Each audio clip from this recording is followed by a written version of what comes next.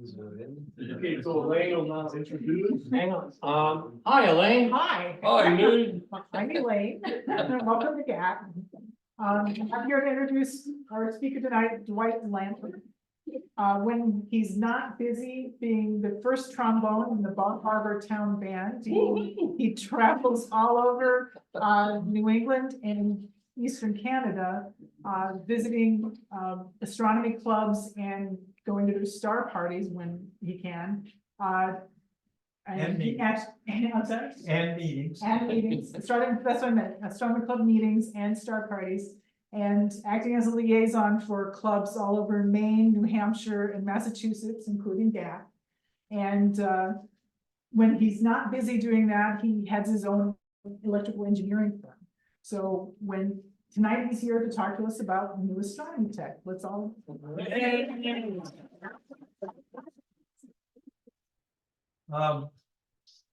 Let's see if I can get this thing started up now. All right. That's one great thing about GAAC is every meeting is an adventure. You can't get that anywhere else.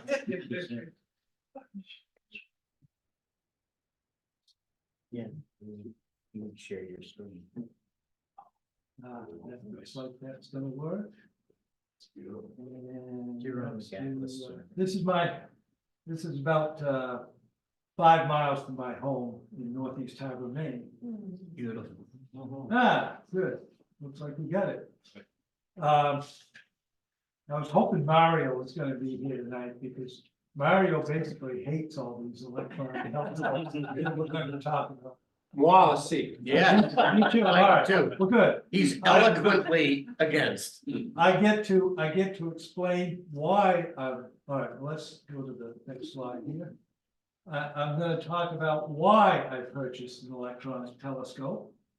I'm also going to talk about what the available options are today, and then we'll have some sample images from the scopes. And to be honest with you, in many respects, I agree with exactly what you're saying. Electronic telescopes are not astrophotography systems. That's not their intention, but everybody sees that they produce pictures, so they think that they must be an astrophotography rig. So in 2017, there was exactly one electronic telescope commonly available. There were some eyepiece things and whatever that were out there, but as far as a fully integrated telescope, there was only one. They can't hear me out there. Oh, I can fix that. Remember what I said about adventure? Repeat that to yourself silently. Adventure. All right, should be good. All right, good. No echo. So I think we're all set on that. So anyway, this was the first telescope that came out, a company called Unistellar. They released it at the 2017 Chicago Electronics, the Consumer Electronics Show that's held in January.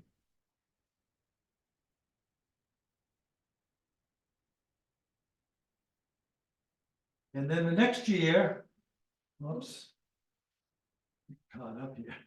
The next year, we have the Stellina, which is one we have over in the corner here, and by a company called Vaonis, and they called it an observation station. They did not call it an astrophotography rig, and there's a reason for that. It's just not the same. So this is a French company. They had a prototype demonstrated in 2014. So it's not, for them anyway, it's now 10 years old. I don't know the history behind the EV scope, but it was somewhere in the same ballpark, I assume. In 2016, the European Space Agency added it to their incubator program. It's kind of like a GoFundMe program, except it was specifically for space technology. And in 2018, Stellina won the Innovations Award in at the Consumer Electronics Show for digital photography, digital imaging category.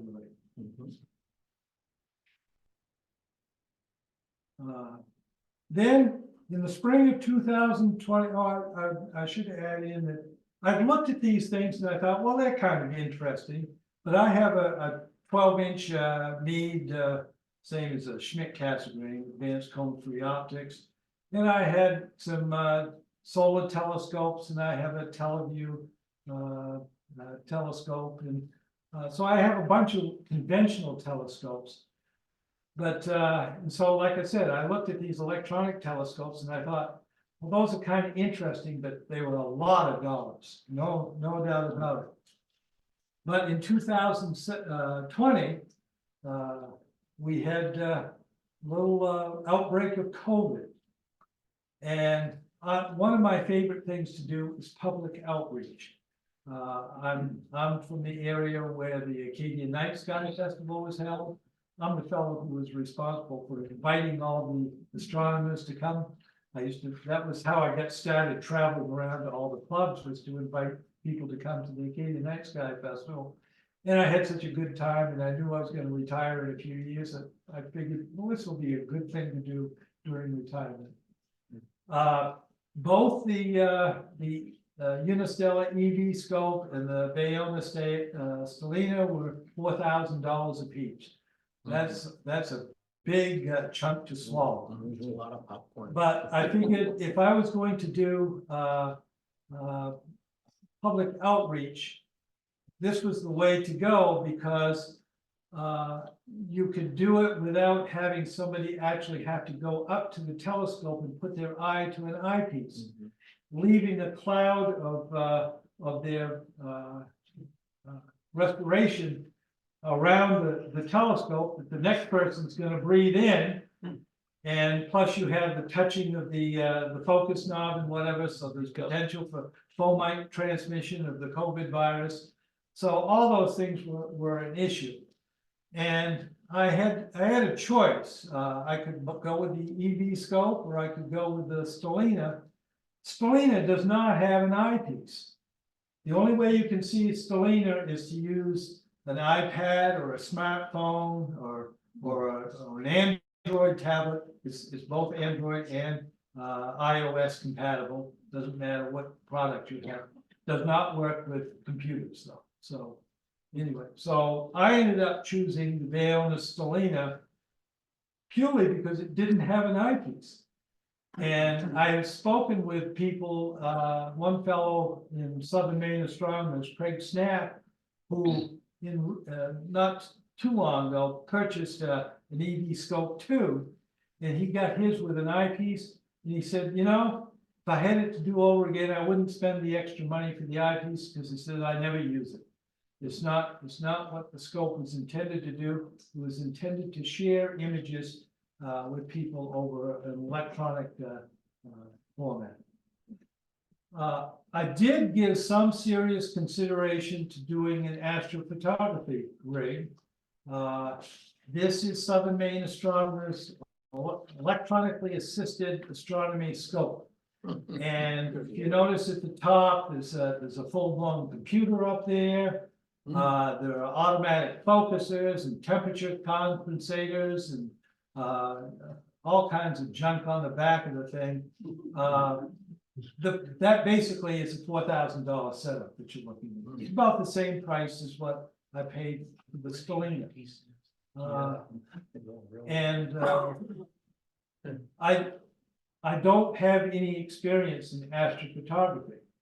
So the learning curve would be tremendous for me to figure out how to use this thing. Now, Ara Jarahian, probably screwing up his last name, used an identical scope that he built for himself, and he's been published on NASA's Astronomer Picture of the Day. So you can do very good astrophotography with this setup. But the other thing is, I can set that scope up in less than 5 minutes. that one there, well, if you can lug it around fully assembled, you're all set. But if you have to put the thing together, that's got to be an hour's worth of screwing around time. So that's why I decided not to do that.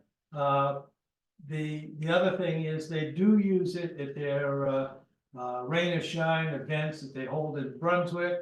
What they do is this does not have a Wi-Fi transmitter, so he connects it up to a video projector and projects it onto a video screen on the side of the building that's right near where they view. To be honest with you, all the images that I've seen from this in the live stacking mode that he's got some software running in that little computer, kind of washed out. It's not fully processed. It's just a simple live stacking. It does a good job, but to be honest with you, Stellina does a better job for what it does. But if you're trying to do astrophotography, this is going to far outdo what Stellina does. And I have some sample pictures later on of several scopes, so you get some idea. For COVID, I looked at all kinds of strategies about how to do this safely. And you can see I came up with this circle arrangement, and that never ever worked out quite right. But anyway, I thought about it.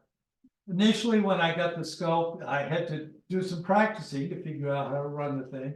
This is my setup on top of Cadillac Mountain.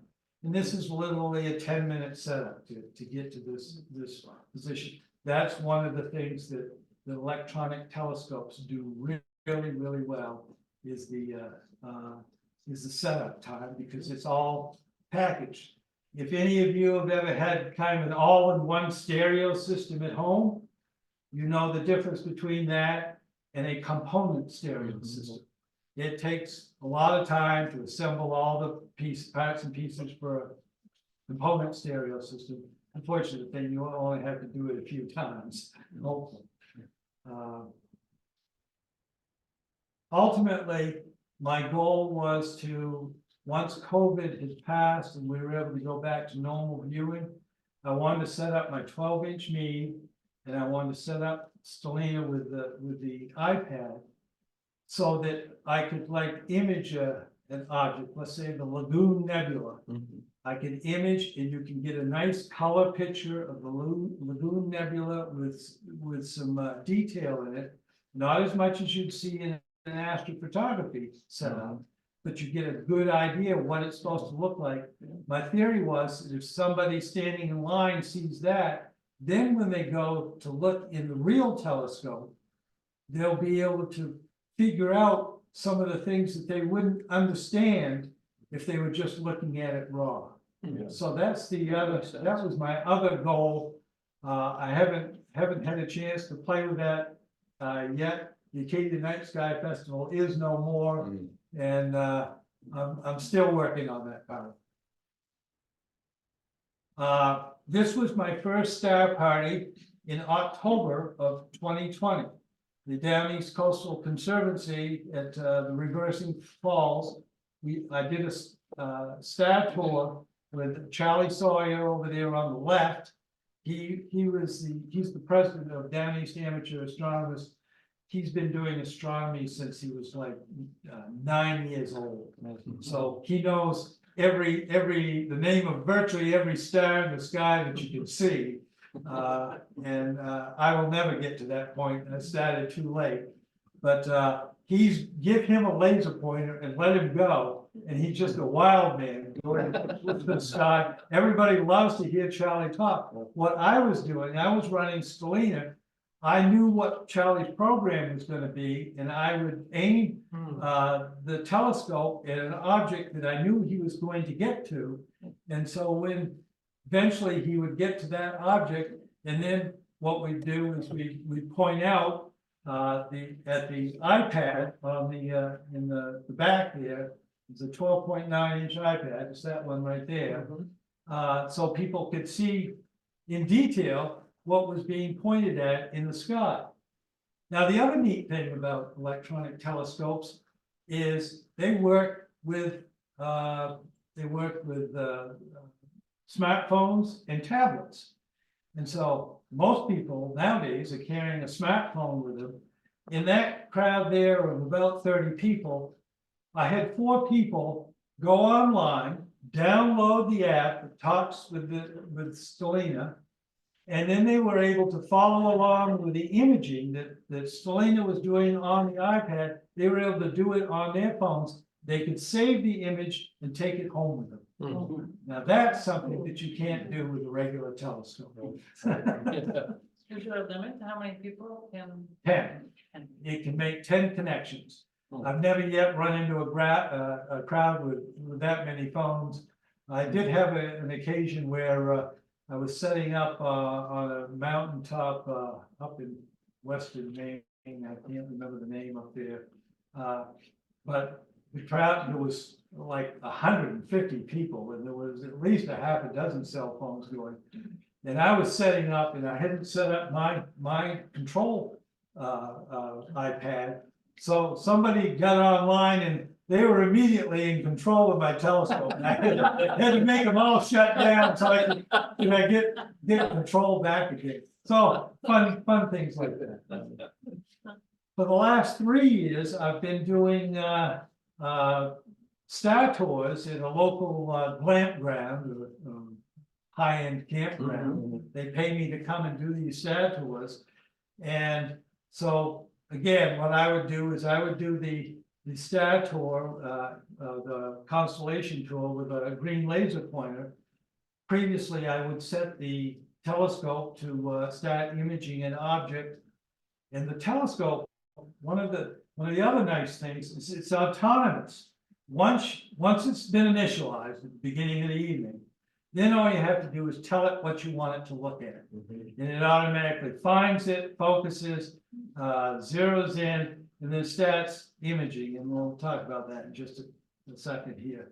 So it's nicer when you have a presenter and you have somebody just to run the telescope, but I was doing it all by myself. I just had to pause every now and then to pick a new target, but didn't seem to bother anybody. So, base features. I'm going to grab something to take out here in just a second.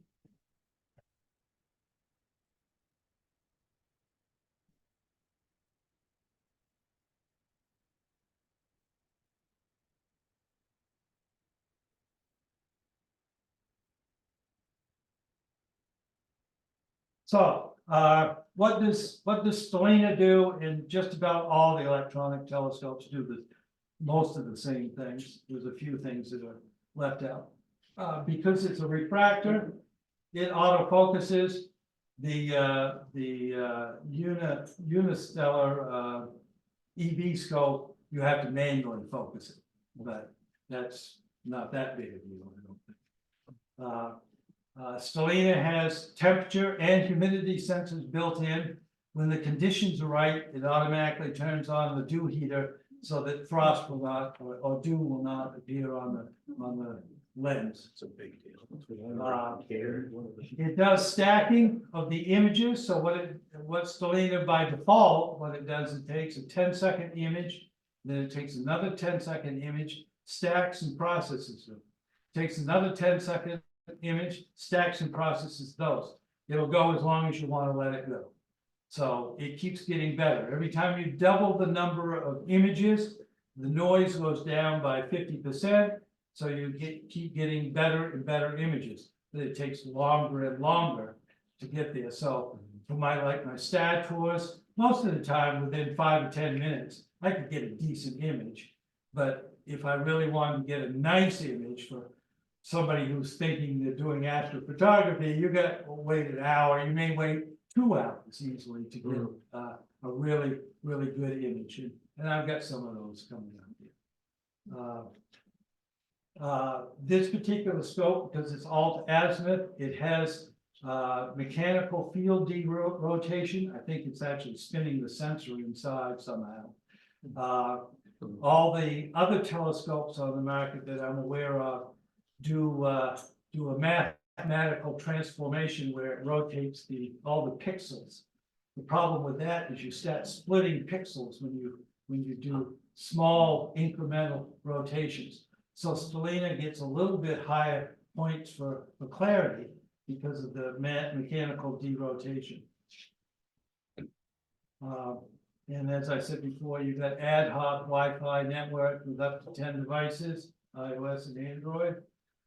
The output from Stellina, you can have FITS files if you're an astrophotographer, and it'll do one file for every image that it takes. It'll do TIFF files, one file for every image that it takes.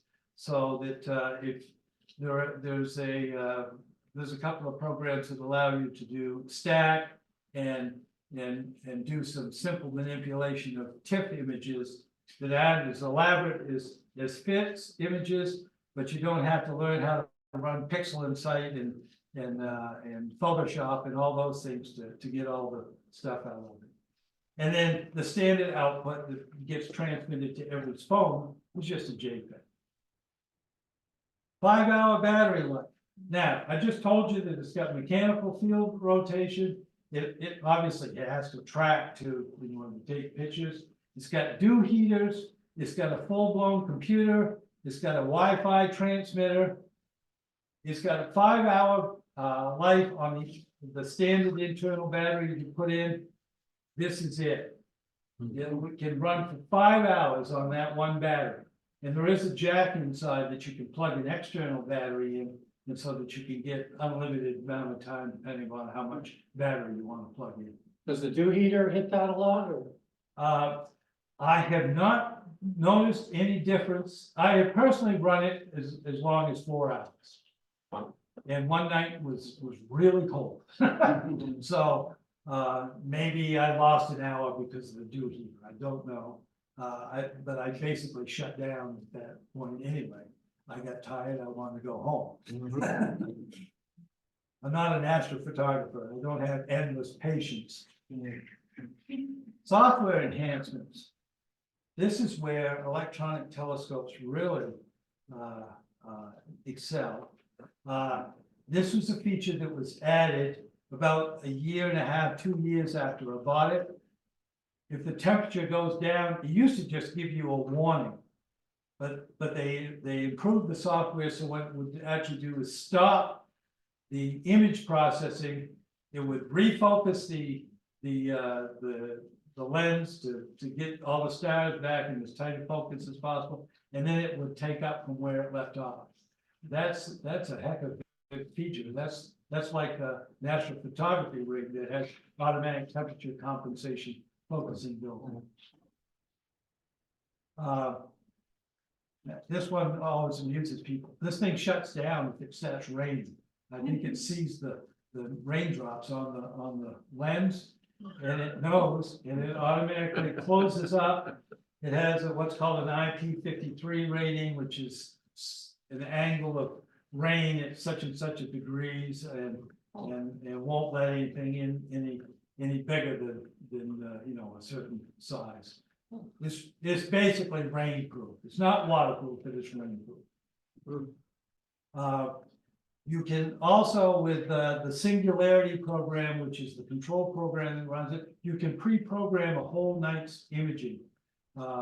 Just in a table set up. You say, well, I'd like an hour of the Lagoon Nebula, and I'd like an hour of the Trifid Nebula, and you can go through and you can preset your whole night's viewing, set it up, let it go, and if it starts raining, well, hopefully it'll shut down and protect itself.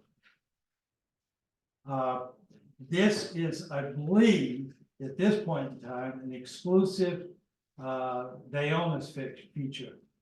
It will do fields that are actually bigger than the native field size of the screen, and it will do up to 4 times that size. And what it does is it doesn't just take this quadrant and this quadrant and this quadrant and this quadrant and stitch it together. What it does instead is it dithers the imaging across the entire sky, so that so it becomes seamless in the end. The Andromeda galaxy doesn't quite fit in the field of view. It's a 1 degree by 0.8 degree field of view in the thing. So the Andromeda galaxy is actually what, 3 to 6 degrees actually. If you do this mosaic, you can get a good image of the entire Andromeda. What you give up is time. It takes 4 times as long to get 4 times the image. And it does do solar pointing. That was something that was added a couple of years. Actually, I do have the solar filter installed. I forgot to take it off after my last use. And about 2 weeks ago, they almost sent out something called eclipse mode. Now, eclipse mode basically turns off the safety features so that if you had it like that in solar mode, and somehow the solar filter got knocked off, or I didn't install it properly and it fell off, it would see the bright light and it would immediately start lowering the arm. Now, hopefully it does it fast enough so it didn't burn up the sensor inside, but that's the most that you can ask him to do. What eclipse mode did, besides giving you a countdown for the eclipse and a few other niceties, it disables the safety mode, because once you take off the filter for totality, that's still brighter than it normally expects to see, and it would shut down. I'm going to tell you, since I got a little extra time tonight, I'm going to tell you the story. I misread the directions for eclipse mode and got it reversed. So I thought when I turned on the eclipse mode that it was already set. Well, no, I had to turn off the safety feature. They did that so that people wouldn't do something stupid and expose it to the sun with the safety feature turned on. So I'm imaging away up in Holton, Maine with this scope, and it's been going for a half an hour, and I see the diamond ring, and so I quickly pull off the solar filter, and I think, there, great. So I've got it, and about 10 seconds later, I see the arm start to drop. So I had screwed up. The safety feature took over. Now, I thought, well, shoot, I'd seen some neat stuff on the image, but I hadn't taken any manual shots. So I thought, well, I've lost all the totality images. So packed up later and took it home and back to the hotel. And in the hotel, I pulled the thumb drive out inside, which I programmed to automatically store images, but I've never used that before, so I didn't know exactly what I was going to get. Well, I discovered 1,953 images. It had taken an image every 2 seconds since I started it up. And so I said, oh my God. And I looked at the very end, and the last 5 shots had totality. So I didn't lose it. The technology worked. It saved me from myself.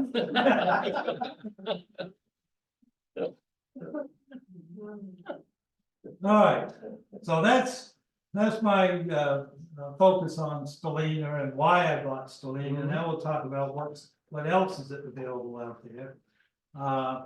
This is Terry Ann Anderson that went up with me to Holton, and this is her new Vaonis Hestia, which is the little book-like thing over on the right. And you can see what it does is you mount, excuse me, a cell phone in this little tray, and those things on the bottom are magnetic holders that you can move around. The idea being is, as you buy newer and newer and newer phones with better and better and better cameras, you get an automatic upgrade. Hestia is an optical only device. It has no electronics inside. All it has is lenses and mirrors or prisms to reflect the path around. It basically is about a 50 power lens system for your cell phone. It, by the way, that unit, well, it goes for currently $199. We bought it early on in the GoFundMe program at $149. So it is astrophotography goes, that's about as dirt cheap as you're gonna find. I bought one. I bought that one for myself, and I'm gonna loan it to a friend who really wants to get into astrophotography. I think if my girlfriend's got one, I don't need one too. All right, the next two objects, these are small. They're about yay big. The Dwarf Labs, Dwarf 2, and the ZWO C-Star S50, they're everywhere. They both, the Dwarf has 2 lenses.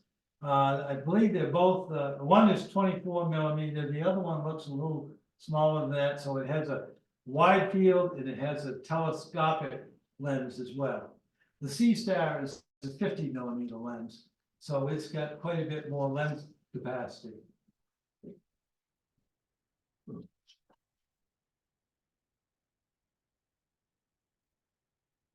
All right, Unistellar, who read the original EV Scope 1, is now producing an Odyssey Pro, and an EV Scope 2. In my presentation here, I'm going to include the chip sensor in the information. You don't really need to know much about it, other than the fact that you can watch the numbers increment as we get newer and newer equipment. You can see what shares equipment, and I'll talk about that in just a minute. But EV Scope 2 is still a list for $48.99. I think you can get it down around 4,000, but it's an expensive scope. Dr. Russell Penizzotto in Southern Maine Astronomers has an EV Scope 2, and he besides his home in Portland area, he also has an apartment in Boston, about less than a block away from Fenway Park. He likes to go up on top of the roof and use his EV Scope 2. He's imaged the entire Herschel 400 with his EV Scope 2. Now, basically, he was just interested in seeing if he could see it.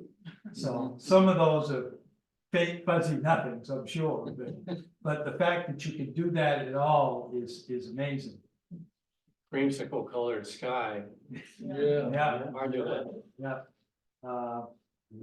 Now, this is the one that everybody got all excited about back in January. Celestron is finally getting in the game. They have the Celestron Origin.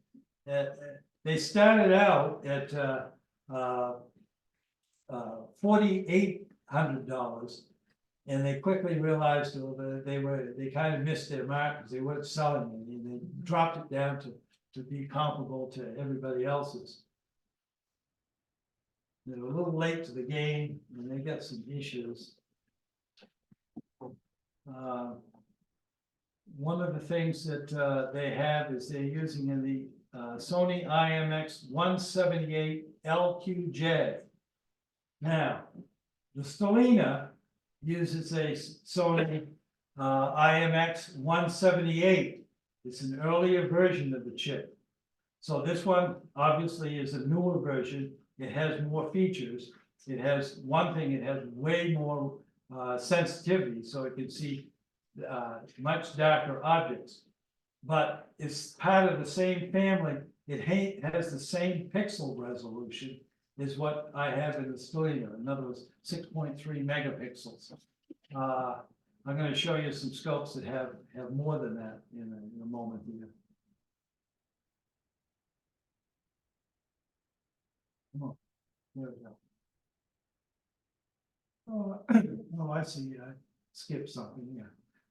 So it has 152 millimeter aperture, which is a lot bigger than most. It's an alt-azimuth mount, which a lot of people are complaining about. They think that's a mistake because of that pixel transformation that you have to do for the sky rotation. And then it also weighs 41.6 pounds, which is twice what my Stellina weighs. That is not a light scope. For a 6-inch scope, that's a lot. Yeah, it's got a pretty robust tripod, but still, it's just plain heavy. And now let's go on. Its big feature is it has a RASA object, in case you're wondering, that's the Rowe Ackerman Schmidt astrograph. I forget, there's another name that other people use. Very Yom Tov scope is what it's called. Yeah. So the sensor is in the front, it's a very short focal length scope. It has it's an f2.2, so it's a fast scope. It has a little bit bigger field than Stellina at 1.27 by 0.85 degrees.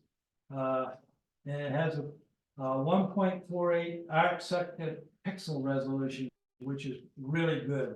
That's pretty finely detailed. For the optical resolution on the scope is a little less than that. It's like two arc seconds.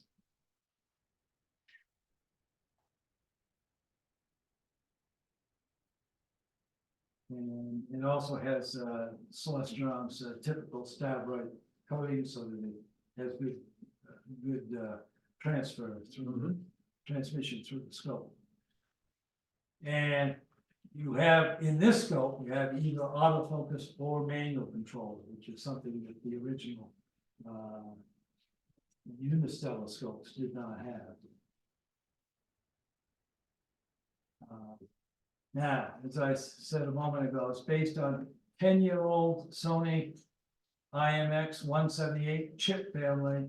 The Origin uses a newer version of that, which I don't know what LQJ stands for. That's a secret of the manufacturer. More sensitivity, but same 6.3 megapixel resolution. It was introduced in January at this year's Consumer Electronics Show, 4,800, and the price was reduced to $4,000. Now, I'm just gonna reiterate here that the Bayona Stellina was also 6.3 megapixels at $4,000, used the older chip. That's its big weak point, is the chip sensitivity. This scope is technically obsolete now. But if you realize it's been out, it was reintroduced in 2017, that's 7 years ago. So I've gotten 4 years of use out of it personally, and it still works just fine. It's limited to magnitude 13. Whereas the EV scope 2 is that Russ Pennizotto is using is good to magnitude 18. So quite a substantial more difference. Yeah. This scope has an 80 millimeter aperture, as opposed to the 50 millimeter used on some of the smaller ones. It has an achromatic doublet, so it does do good color, and the field dimensions are 1 degree by 0.7, which nicely fits the moon and the sun. Barely fits the Andromeda, most of it. Actually, I would like if it was a little more magnification, so I could go into to smaller objects.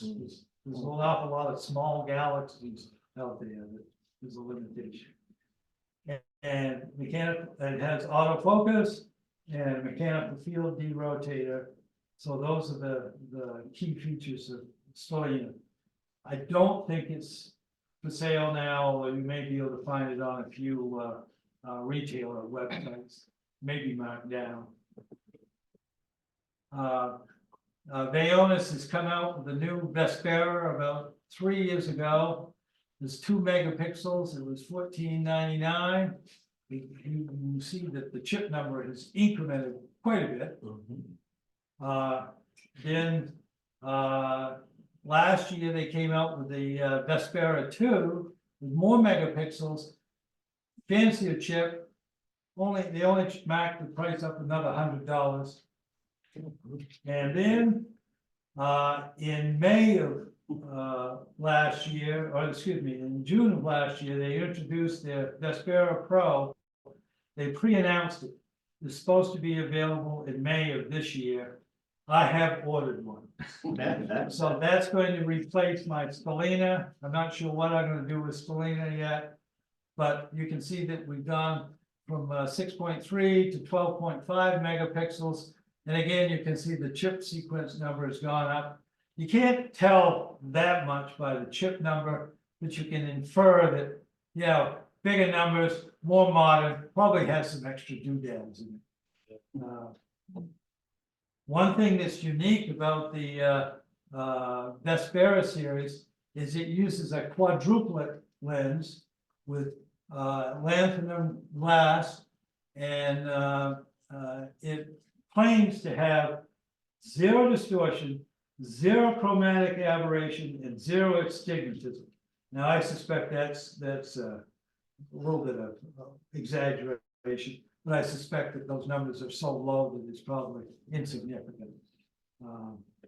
Now let's just compare some of these different scopes.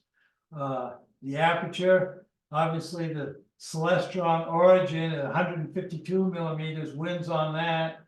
All the Unistellars have 114 millimeter aperture, except until you get into the Odyssey series, which is quite a bit less money. Those are 85. Stellina is 80 millimeter, and then the Daeonis Vespera and the Sea Star are all 50 millimeter.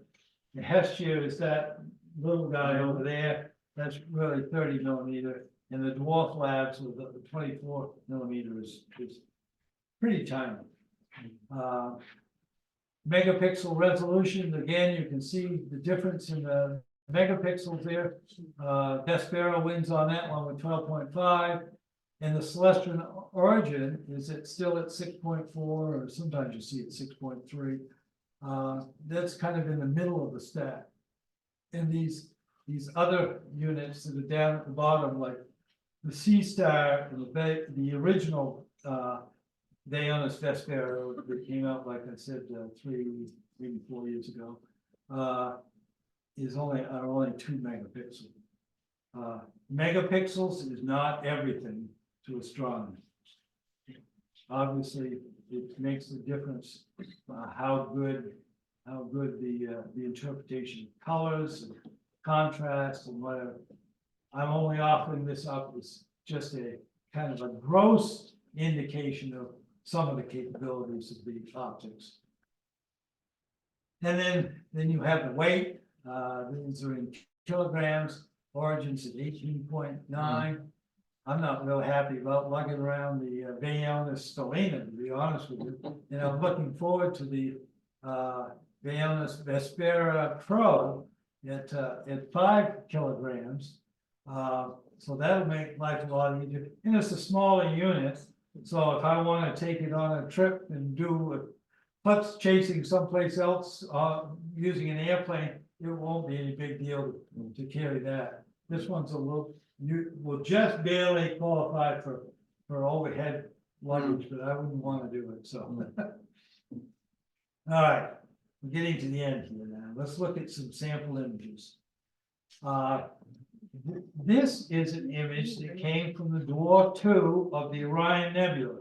Now, all of these images are going to be of the Orion Nebula, so you'll have, it was easy to find online, some of them, and the Orion Nebula is bright, it's big, and it's easy to photograph if you're, unless you're looking for the trapezium in there, then you have to have a good system in order to be able to do it, but at least it'll give you some idea.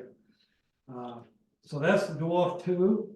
Then we'll look at the Sea Star 50. I'm not sure exactly the scale of the images. They just kind of fit to the slides, all right. So I think this is blown up a little bit, but it's kind of a narrow width on the format of the Sea Star. But still, you've got good color. You have some definite detail in there. Dwight, is the branding on the image there forever? I don't know. I think I've seen a C-Star without the branding as well. Unistar has a classic circle with a Unistar. I believe that can be turned on and off, because I see a lot of stuff that doesn't have that. So this is the Odyssey Unistellar. A little more intense color, but it seems to me it's blown out of here a little bit. It's overexposed. I'm not sure what controls are available to adjust that. This is the EV scope. I'm not sure what that pixelation is. Oh, it's just a thing taking care of itself. The EV scope takes a little bit bigger image. I'm just gonna let you guys judge the quality for yourself. This is the Orion Nebula that I took with my Vaonis Stellina. I took that in 3 years ago no, I took it in the summer of 2020, at what was it, like 3:30 a.m. down at Cook Bay State Park. Now that tells you everything about how difficult it is to set up. I hate getting up early in the morning, so I had gone to bed and I got up, and within 5 or 10 minutes, I was able to set up the thing and grab that image. So I was pretty happy with that. This is an image that somebody took and they used a FITS file and they processed the image. So it's a little more detail there. I think you could just barely make out the trapezium there over in the near the edge. Now, one thing I want to show you, this next one is not the Orion Nebula. This is the Rosetta. Yes. This was done with the original Vespera, taken in 4 separate fields and merged together, and I'm sure that's heavily processed FITS file to get that kind of resolution and detail out of that scope. But they put this together to demonstrate the field size of the new Vespera Pro. So that's what I'm looking forward to when I get mine later this year sometime. All right, let's give you some very recent photography. I am not an astrophotographer, never pretended to be an astrophotographer. I brought Stellina along just so that I could take some pictures and see what I got. And I had never practiced with the solar imaging, and I've never practiced with the eclipse, which is why I got in trouble. But I think you will be interested in seeing the results. All right, this is the, first off, this is the Hestia, which is the little book-sized one. You can see there's actually the sunspot that Terry Ann picked up. The other sunspot behind the clouded area, she didn't get that. But I was wicked impressed. One of the difficulties of that thing, if you should want to get one, is it's really, really, really finicky about getting the foam placed exactly over the lens opening of where it goes in. And so she was really frustrated that morning. She spent an hour and finally got it where she was happy with it. And I thought she did a heck of a good job. This is a picture of at totality. You see, even with that, this is an iPhone 14. If you've got a more modern iPhone, you're going to be able to get better imaging as far as the camera is concerned. But you see, she picked up some of the prominences in the field very nicely. All right, now we got mine. This is Stellina, and I can never keep track of what direction is up with that scope, so I didn't bother to try to straighten anything out. But you see, I picked up both of the sunspots. What is that? Is that I don't know. Is that another sunspot I didn't notice? Yeah. But you can see the umbra and the penumbra on the one that's near the terminator. So, so it's doing pretty well about picking up, detail. And this, I think, looks an awful lot like, the photo that Mario produced, to be honest with you. It's overexposed. It has a very distinct green hue that I've subdued a little bit. I discovered later that if you can adjust the exposure level, but all I did was turn it on, set it up, run it, and I just left the default settings. I really wasn't interested in futzing around during the middle of totality to try to get things just perfect on my image, which I could really care less about. Amen. Yeah. I was. Is that going to clear up? Mhm. Oh, there it was. I was impressed with the, you can see here the 6.3 megapixel resolution. Because it was overexposed, I picked up some of the trails off from those prominences, but you can see the prominences themselves are blown out. They're way overexposed. But I don't care. I'm happy with that image. That's something new. That's right. So, well, let's wrap this thing up now.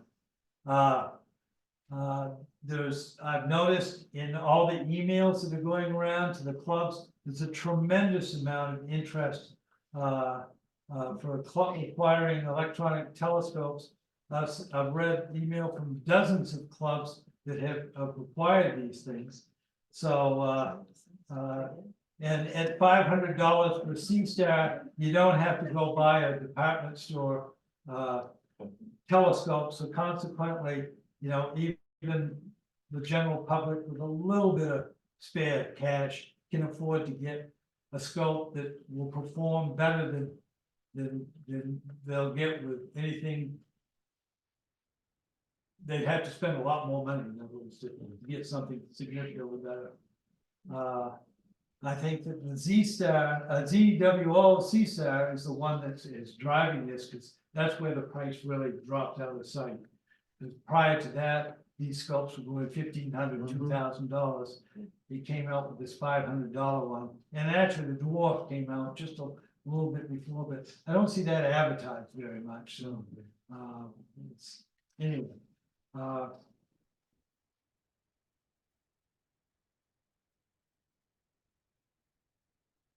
Oh, yeah, the projected delivery at, I ordered mine immediately after need, the next day after I got home.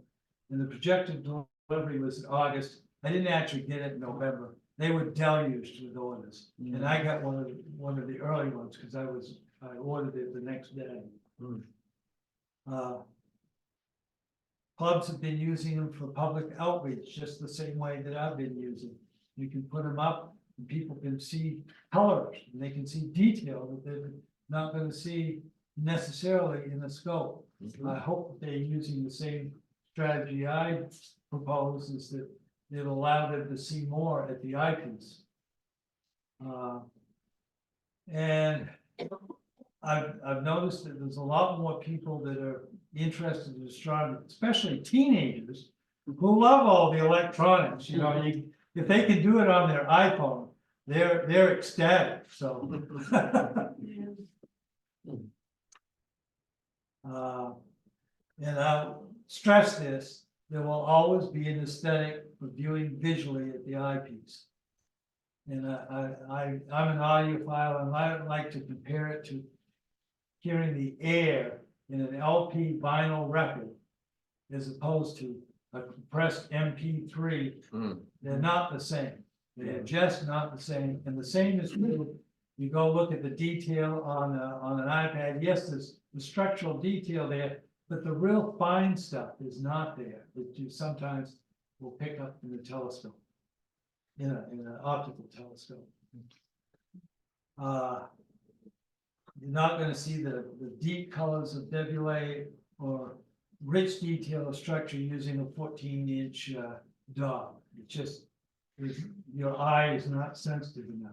So that's where the electronic telescopes excel. That's why I don't have a 14-inch top. And Dick Lukey has told me how many times it's left his garage this last year. There is that. With better optics and ever improving software, including AI processing, that's going to get better and better with these things. I think that astronomy has a bright and relevant future. And I'll just finish now with a little advertisement for the Main State Star Party being held in Cobscook Bay. I've been missing not getting this out, but August 9th to August 11th. This is growing every year. I think if I remember right, we had it was either 30th, yeah, I think we had 30 astronomers there last year. And plus there were several hundred public from the campground and locally that came to observe with us on Saturday night. Or Friday night, excuse me. And so it's a good time. And the neat feature is it's still 100% free. You get to camp for free. There's no admission fee. You get to show off to the public your telescopes and whatever as much as you want. This year was if any of you came last year, you know we had a bit of a mud problem because it rained for 3 consecutive days and the field was wet. And for some reason, we did not get the adjacent fire circle campsite. This year, we will have that campsite, and so that we can set up all the heavier vehicles. And even if it rains, we won't have the mud back that we had last year. So that's it. All right. Oh, thank you, Dwight. Can I make a quick comment from online? Boy, why don't you stop the share? There we go. And let me turn the speaker on and see if we have any questions online. Yeah, you can't hear me? Let me turn my microphone off. That would be good. Oh, I think it is muted. Yep. There's 3 I'm- chats, I think. I'm unmuted here. Can you not hear me? I can hear you. I just wanted to make a quick comment before questions started. I've been kind of sad the last few years. I'm losing a good chunk of my eyesight in my right eye, which is my strong eye. And I just watched Dwight's presentation and realized there's a hope for me to continue doing some viewing. So thanks. Hadn't thought Accessibility. about that. Well, That's a real positive, yeah. any other questions online? There's 3 chats. Yeah, I don't know what's in them. I don't want to know. Okay. I think that's mostly me and Fritz. It's usually, what? What's going on? I can't see anything. Okay, any questions in the room? Wait, I actually have one other question just about complaints from other viewers. I remember the first time astrophotographers started showing up out in the field, and I used to grumble all the time that they're destroying my night vision with their screens and their shit and their this and that. I don't have that sense now, but how does this compare to that when you're sitting there with a screen? It's terrible, and I tried desperately to arrange the iPad so it's facing away from everybody. Yeah, it blows out my eyesight as well. And if I'm looking at the screen for any length of time, and then I go back with my laser pointed, and I can't see the stars anymore. Thanks, Dwight. Yeah, what kind of quality you get by taking photos of the moon? Because the optic is pretty small, and I wonder if you can get details. I have a moon picture here that I can share with you. If I can find it. It's right there. You'll have to share your screen again. Yep, but I gotta get the image up first. Okay.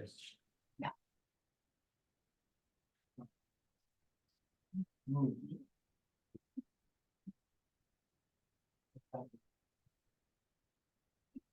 I'm gonna find Zoom. Share screen and move. There we go. I think that's not too bad. And unlike the other objects, the moon is a single image. It does not stack. It doesn't stack. I'm not sure why they chose to do it that way, but, now, there is one caveat with the most electronic telescopes. It has such a wide field of view. It does not do, the Selena anyway, and I know several others, it does not do planets. They're just too small. And you can image a planet, but it just takes individual pictures because they're, it can't stack them because there just isn't enough detail there to bother to stack. So you can see that Saturn has rings. You can see a vague indication of cloud bands on Jupiter, but that's about all you're gonna see. You're not gonna see the 4 Galilean moons around Jupiter. They're too small.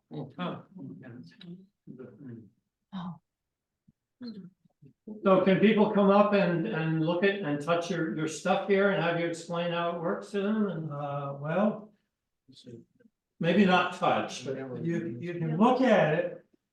There's no operating parts on the Stellina. I do it all from an iPad. The Hestia, I've got my cell phone is sitting on top. It runs an app called Gravity that gives it, helps you align and focus more. You can do astrophotography as well. It's just I do. Terry Ann hasn't done any with hers yet, and I haven't attempted it either. Can you stop the share there? Oh, yeah.